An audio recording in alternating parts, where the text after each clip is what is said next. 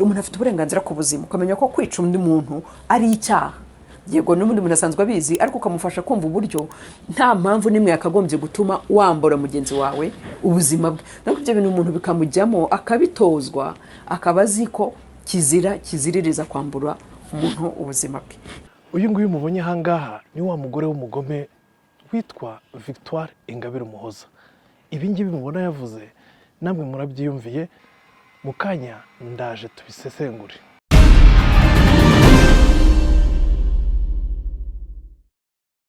Reka mbasuze kandi mbifurize kugubwa neza aho muri hirya no hino mudukurikiye.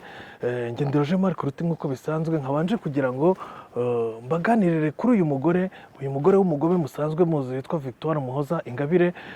Uyu mugore nk'uko mubibonye hano muri iyi video twatangiye tubereka, uyu mugore akomeje kwiyambika uruhu rw'intama kandi ari impyisi nk'uko ntahwema kubibabwira.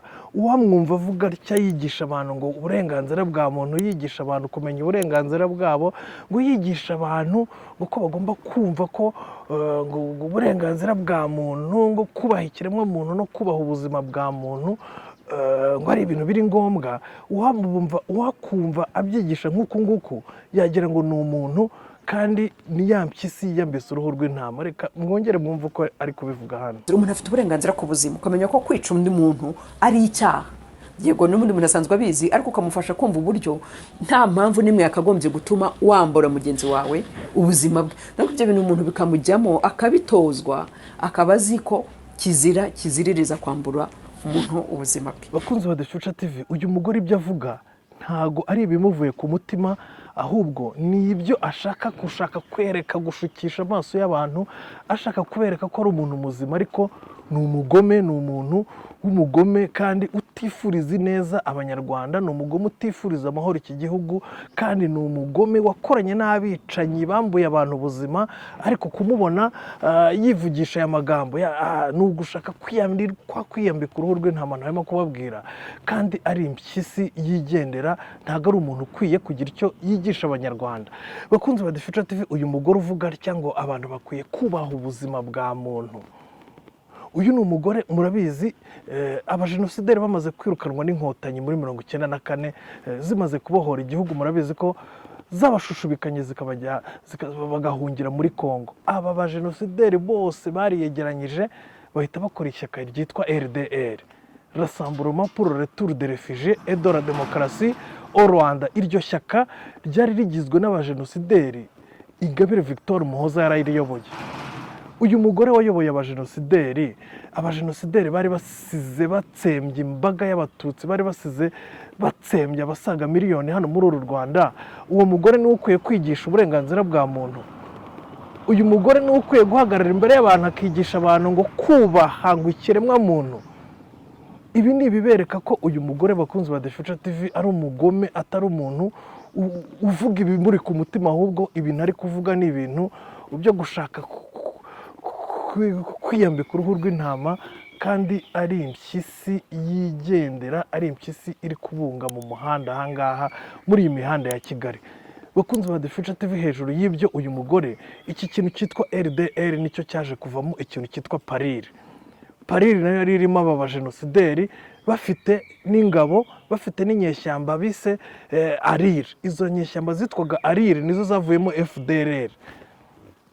FDLR, bakunzi ba The Future TV, ngira ngo murabizi ko yakoranye na Ingabire Victoire, ndetse n'ibimenyetso, bimwe mu bimenyetso byashingiweho uyu mugore witwa Victoire ahamwa n'ibyaha byo gukorana n'imitwe y'iterabwoba yagombaga kuza guhungabanya umutekano w'u Rwanda. Ibyo bimenyetso murabizi ko harimo ibyatanzwe n'ubugenzacyaha bwo mu gihugu cy'Ubuholandi aho yabaga.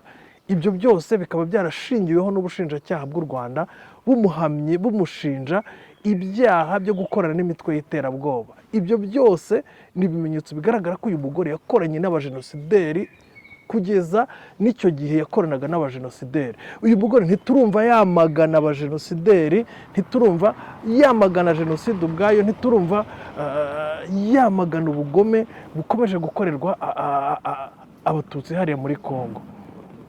Ibyo ni ibintu by'amahano byose uyu mugore yagiye agiramo uruhare akorana n'abicanyi, ariko ntarabihakana ntarabyicuza, ariko aricara kuri uyu muzindaro witwa imbarutso akabeshya abantu ngo nibubahe ngo ikiremwa muntu, ngo abantu bamenye ko ubuzima bw'umuntu ngo bukwiye kubahwa. Uyu mugore uyu nguyu niwe ukwiye kwigisha ibintu nk'ibi ngibi.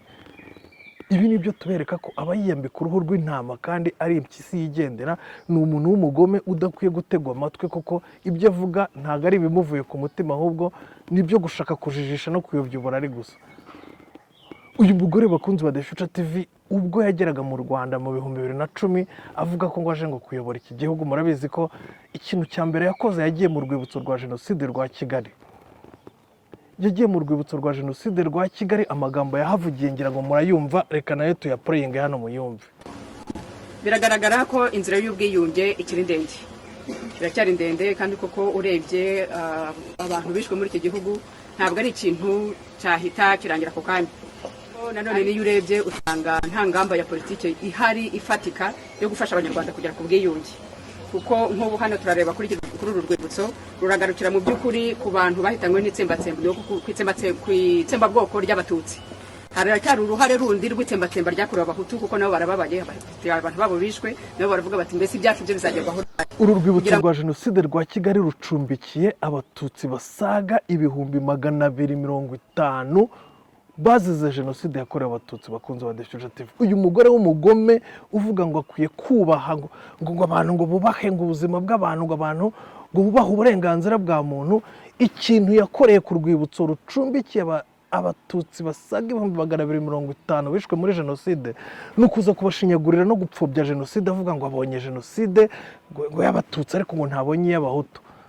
Iyo nicyo kubaha uburenganzira bwa muntu avuga. Uyu ni ukwiye kuza akiyambika uruhu rw'intama akigisha abantu ngo kubaha uburenganzira bwa muntu, ahagarara hejuru y'imibiri y'abantu 250 mu rwibutso agapfobya Jenoside yabakorewe. Bakunze ba The Future TV, aba bantu, uyu mugore ni umugome, uyu mugore ntawe akwiye kubeshya, ntawe akwiye kujijisha. Uyu mugore ari kuyobya uburari, ari gushaka kwiyerekana neza, ari gushaka kwereka abantu ko ari umuntu utekereza, cyangwa se ari kuyobya uburari ngo abantu bagire ngo koko ibyo avuga ni ibintu bimuvuye ku mutima, ariko mu by'ukuri ubu burenganzira bwa muntu ari mu bantu baburwanyije, ari mu bantu babusenya, ari mu bantu batabwubaha, kuko yakoranye n'abajenosideri bishe abantu, batsembye imbaga, bagaritse ingogo hano mu Rwanda, kandi ntabwo yigeze abyicuza. Abakunzi ba The Future TV, yakoranye n'abajenosideri, yakoranye na FDLR. Ibyo bintu n'ibimenyetso bindi mwabisoma muri iki gitabo. Iki gitabo cyanditswe na Alain Mukurarinda, ni igitabo yise ngo Kimani Pire, ni igitabo kivuga ku rubanza rwe,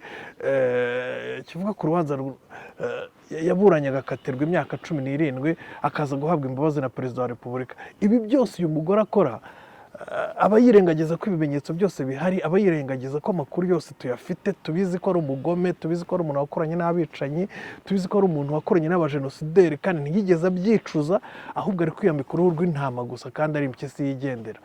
Ibi rero arimo ntawe bikwiye kuyobya ngo bagere ngo ni umuntu muzima, ntawe ukwiye kuyobya n'aya magambo asize umunyu arimo yivugisha hano, kuko ibimuri ku mutima ni ibindi.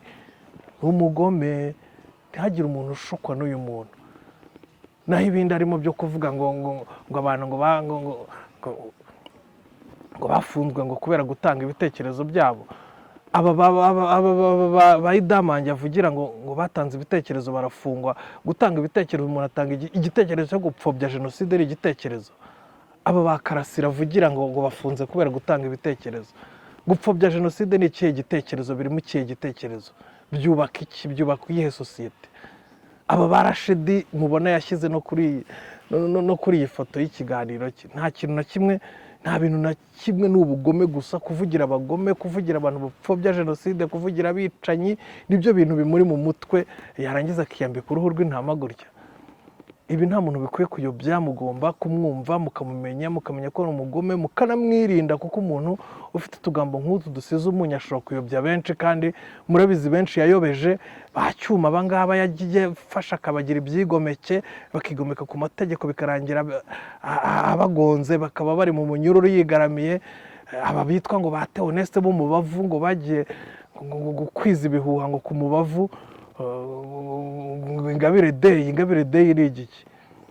ukajya gukwiza ibihuha, ukajya kwegeranya abantu ngo mutegure imyivumbagatanyo n'imyigaragambyo ngo murashaka gukuraho ngo uwo mwita dictator, byabagaruka ngo yererere ngo mwatanze ibitekerezo.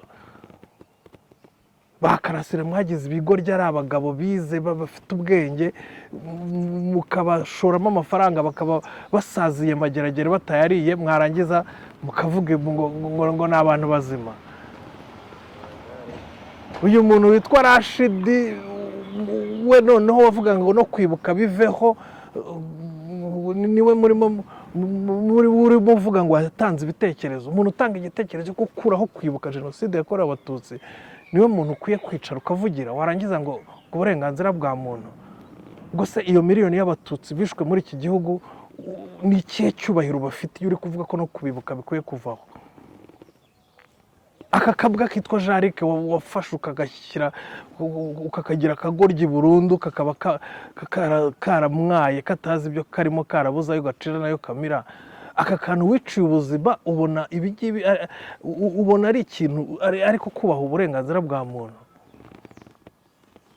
Vigitware ucira birarura, abantu barakumenye, abantu barakuza, ahubwo abantu bakumenye bakwamagane bakuveho, kuko uriyambika uruhu rw'intama, ariko isi yose irabizi kuri impyisi kandi waratsinzwe, uzanatsindwa ubu n'iteka ryose.